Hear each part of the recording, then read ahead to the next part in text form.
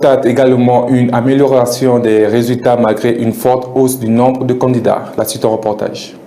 Kiré confirme sa position de district le plus performant aux examens nationaux pour la deuxième année consécutive. Les résultats publiés jeudi 20 août par le ministère de l'Éducation montrent que le district de Kiré a enregistré un taux de réussite de plus de 99% au Primary Leaving Examination qui sanctionne la fin de l'enseignement primaire. Au niveau O-Level, Kiré réalise également la meilleure performance nationale avec un taux de réussite de 99,98%. Au primaire, Ngoma arrive en deuxième position avec 95,27%, suivi de Musanze avec 93,9%. Au niveau O-Level, Musanze se classe deuxième avec 96,63% devant Karongi qui affiche 94,77%. Au total, 276 579 candidats issus de 3 895 écoles ont passé les examens de fin du primaire. Le taux national de réussite s'établit à 82,21%. Les autorités éducatives attribue cette amélioration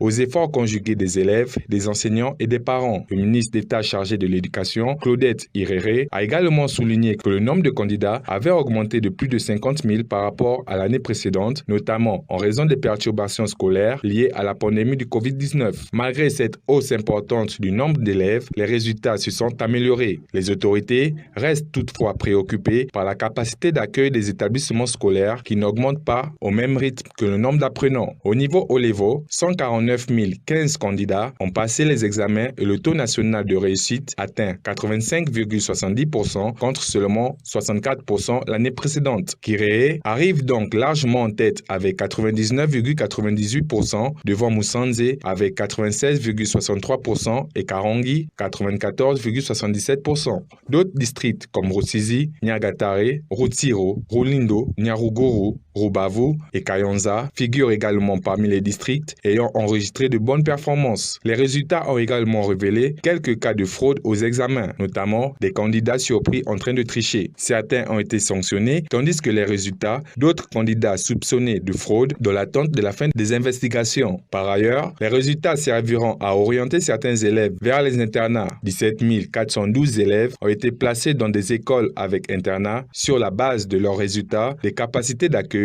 et des choix exprimés par les candidats. Les autorités indiquent désormais vouloir accorder davantage d'importance aux évaluations réalisées pendant l'année scolaire afin d'identifier suffisamment tôt les difficultés d'apprentissage et de mieux accompagner les districts et les établissements qui